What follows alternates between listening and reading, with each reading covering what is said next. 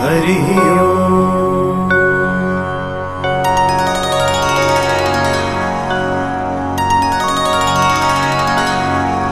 श्रीशं कमलपत्राक्षं देवकीनन्दनं हरिं सुतसम्प्राप्तये कृष्णं नमामि मधुसूदनं।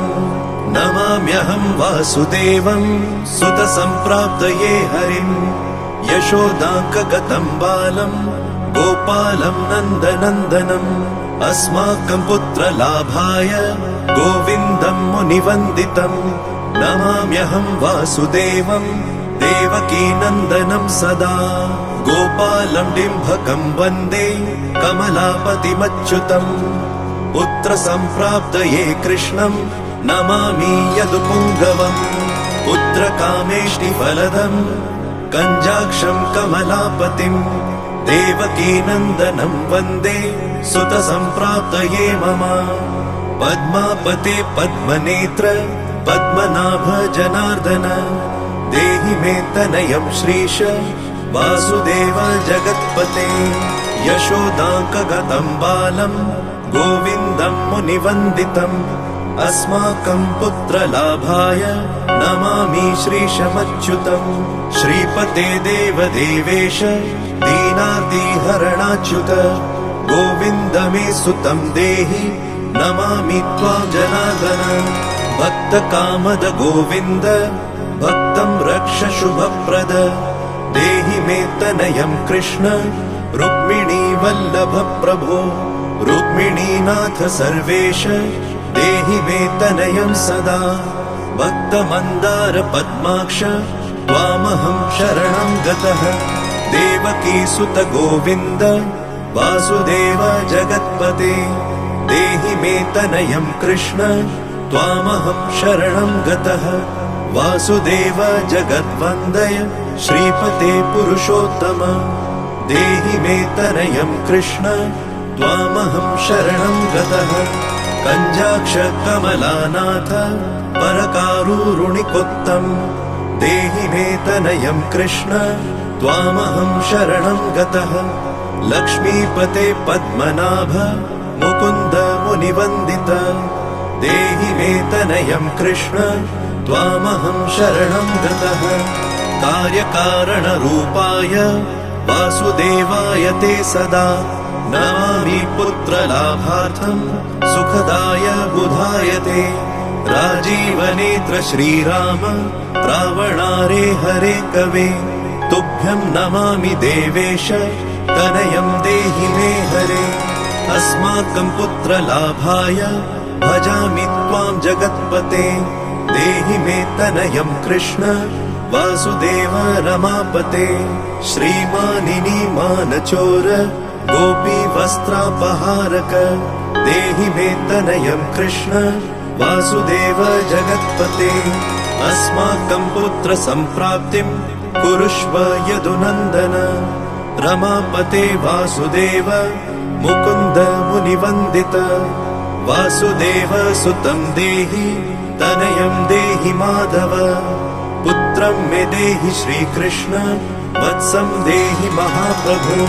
डिम्भकं देहि श्रीकृष्ण आत्मजं देहि राघव।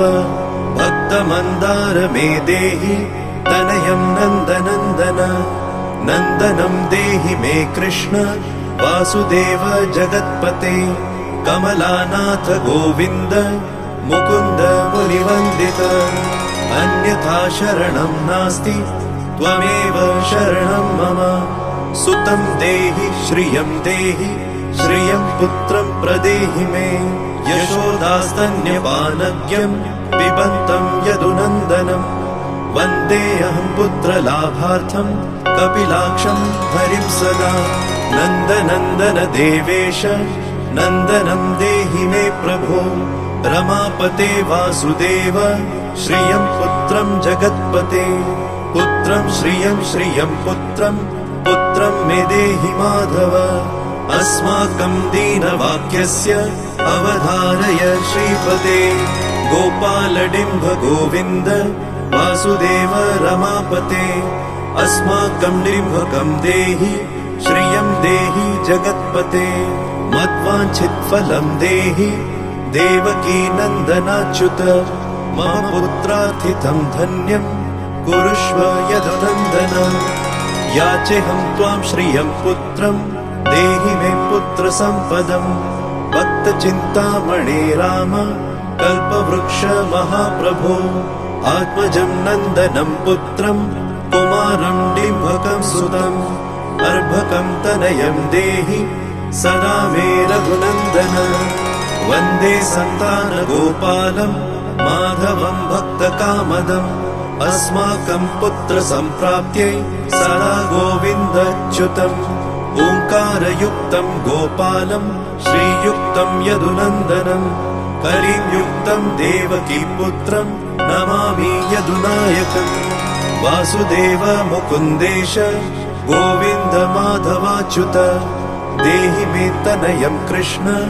रमानाथ महाप्रभो राजीवनेत्र गोविन्द कपिलाक्ष हरे प्रभो समस्त काम्य वरद देहि मे तनयं सदा अब्ज पद्मनिभं पद्म वृन्दरूप जगत्पते देहि मे वरसत्पुत्रं रमानायक माधव नन्दपाल धरापाल गोविन्द यदुनन्दन देहि मे तनयं कृष्ण रुक्मिणी वल्लभ प्रभो दासमन्दार गोविन्द मुकुन्द माधवाच्युत गोपाल पुण्डरीकाक्ष देहि मे तनयं श्रियं यदुनायक पद्मेश नन्दगोप वधूसुत देहि मे तनयं कृष्ण श्रीधर प्राणनायक अस्माकं वाञ्छितं देहि देहि पुत्रं रमापते भगवन् कृष्ण सर्वेश वासुदेव जगत्पते रमा हृदय संभार सत्यभामा मनः प्रिय देहि मे तनयं कृष्ण रुक्मिणी वल्लभ प्रभो चन्द्रसूर्याक्ष गोविन्द पुण्डरीकाक्ष माधव अस्माकं भाग्यसत्पुत्रं देहि देव जगत्पते कारुण्यरूप पद्माक्ष पद्मनाभ समर्चित देहि मे तनयं कृष्ण देवकी नन्दनन्दन देवकी सुत श्रीनाथ वासुदेव जगत्पते समस्त काम फलद देहि मे तनयं सदा भक्तमन्दार गम्भीर शङ्कराच्युत माधव देहि मे तनयं गोप बालवत्सल श्रीपते श्रीपते वासुदेवेश देवकी प्रियनन्दन भक्तमन्दार मे देहि तनयं जगतां प्रभो जगन्नाथ रमानाथ भूमिनाथ दयानिधे वासुदेवेश सर्वेश देहि मे तनयं प्रभो श्रीनाथ कमलपत्राक्ष वासुदेव जगत्पते देहि मे तनयं कृष्ण त्वामहं शरणं गतः दासमन्दार गोविन्द भक्तचिन्तामणे प्रभो देहि मे तनयं कृष्ण त्वामहं शरणं गतः गोविन्द पुण्डरीकाक्ष रमानाथ महाप्रभो देहि मे तनयं कृष्ण त्वामहं शरणं गतः श्रीनाथ कमलपत्राक्ष गोविन्द मधुसूदन मत्पुत्र फलसिद्धयर्थं भजामि त्वां जनार्दन स्तन्यं पिबन्तं जननी मुखाम्बुजम् विलोक्य मन्दस्मितम् उज्ज्वलाङ्गम् स्पृशन्तमन्यस्तनम् अङ्गुलीभिर्वन्दे यशोदाङ्कगतं मुकुन्दम् याचेऽहं पुत्रसन्तानं भवन्तं पद्मलोचन देहि मे तनयं कृष्ण त्वामहं शरणं गतः अस्माकं पुत्रसम्पत्तेः चिन्तयामि जगत्पते शीघ्रं मे देहि दातव्यं भवता मुनिवन्दित वासुदेव जगन्नाथ श्रीपते पुरुषोत्तम कुरु मां पुत्रदत्तं च कृष्णदेवेन्द्र पूजित कुरु मां पुत्रदत्तं च यशोदा प्रियनन्दन मह्यं च पुत्रसन्तानं दातव्यं भवता हरे वासुदेव जगन्नाथ गोविन्द देवकी सुत देहि मे तनयं राम कौसल्या प्रियनन्दन पद्मपत्राक्ष गोविन्द विष्णो वामन माधव देहि मे तनयं सीता प्राणनायक राघव कञ्जाक्ष कृष्ण देवेन्द्र मण्डित मुनिवन्दित लक्ष्मणाग्रज श्रीराम देहि मे तनयं सदा देहि मे तनयं राम दशरथ प्रियनन्दन सीतानायक कञ्जाक्ष मुचुकुन्द वरप्रद विभीषणस्य या लङ्का प्रदत्ता भवता पुरा अस्माकं तत्प्रकारेण तनयं देहि माधव भवदीय पदाम्भोजे चिन्तयामि निरन्तरम् देहि मे तनयं सीता प्राणवल्लभ राघव राममत्काम्य वरद पुत्रोत्पत्ति फलप्रद देहि मे तनयं श्रीश कमलासन वन्दित राम राघव सीतेश लक्ष्मणानुज देहि मे भाग्यवत्पुत्र सन्तानं दशरथात्मज श्रीपते देवकी गर्भ सञ्जात यशोदा प्रियनन्दन देहि मे तनयं राम कृष्ण गोपाल माधव कृष्ण माधव गोविन्द वामनाच्युत शङ्कर देहि मे तनयं श्रीश गोपबालक नायक गोपबाल महाधन्य गोविन्दाच्युत माधव देहि मे तनयं कृष्ण वासुदेव जगत्पते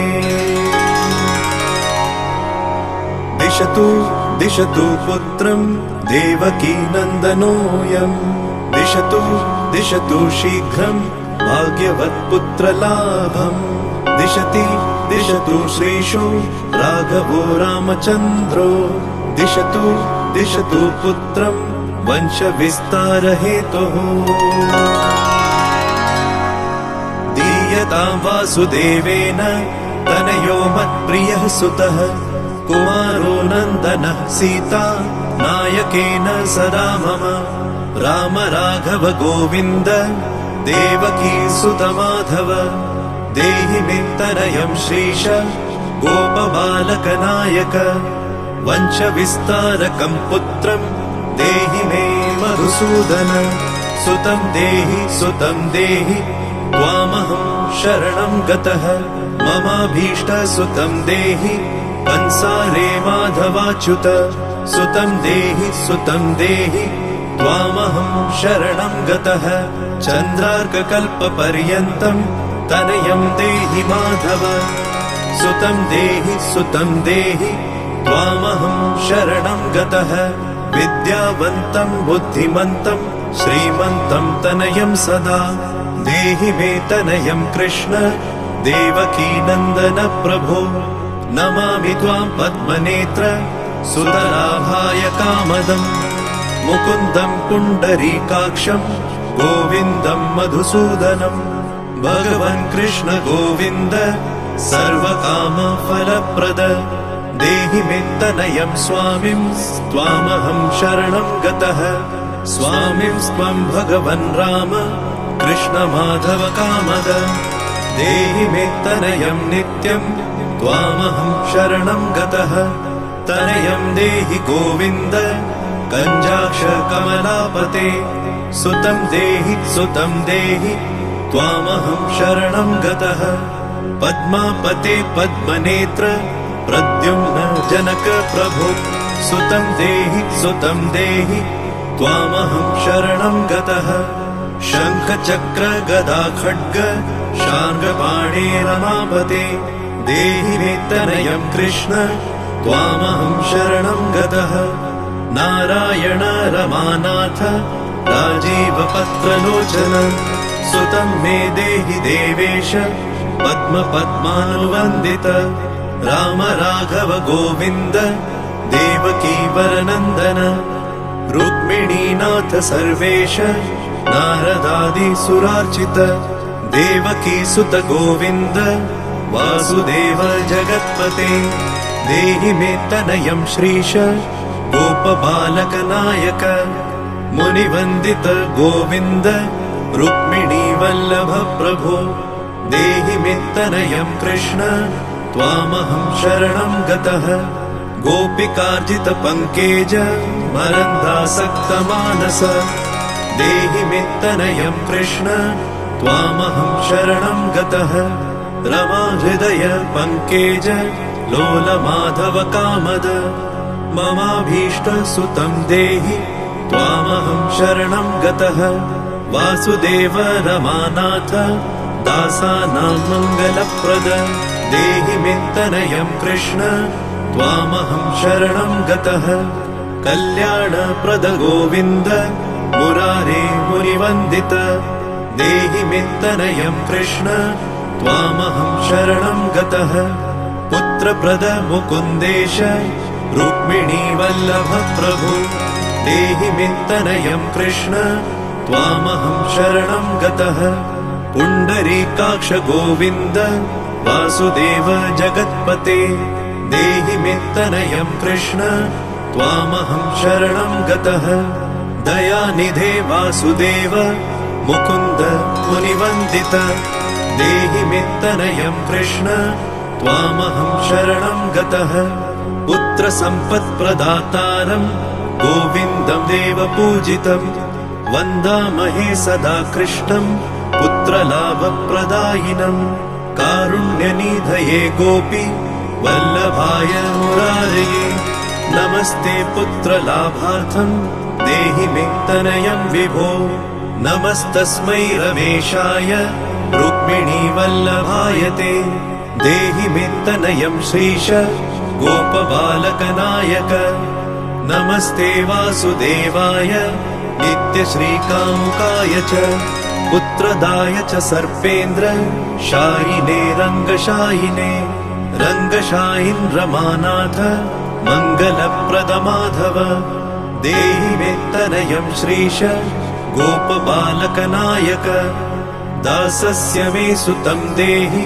दीनमन्दार राघव सुतं देहि पुत्रं देहि रमापते यशोदातनयाभीष्ट पुत्रदान रतः सदा देहि मे तनयं कृष्ण त्वामहं शरणं गतः मदिष्टदेव गोविन्द वासुदेव जनार्दन देहि मे तनयं कृष्ण त्वामहं शरणं गतः नीतिमान् धनवान् पुत्रो विद्यावांश्च प्रजायते भगवत्स्त्वत्कृपायाश्च वासुदेवेन्द्र पूजित यः पठेत् पुत्रशतकं सोऽपि सत्पुत्रवान् भवेत् श्रीवासुदेव कथितं स्तोत्ररत्नं सुखाय च जपकाले पठेन्नित्यं पुत्रलाभं धनं श्रियम् ऐश्वर्यं राजसम्मानं सद्यो याति न संशयः इति सन्तानगोपालस्तोत्रं सम्पूर्णम्।